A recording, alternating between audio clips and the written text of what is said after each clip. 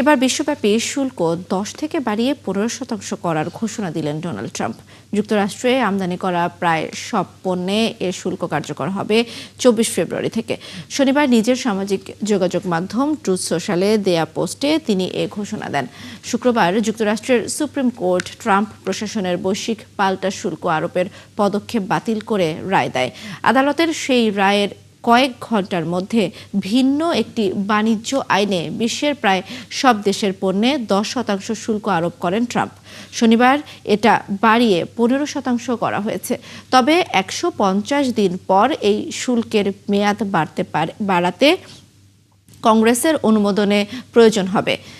শনিবার দেয়া পোস্টে ট্রাম্প জানান তিনি এই 150 দিন আরও এমন কিছু শুল্ক আরোপ করবেন যা আইনগতভাবে অনুমোদিত।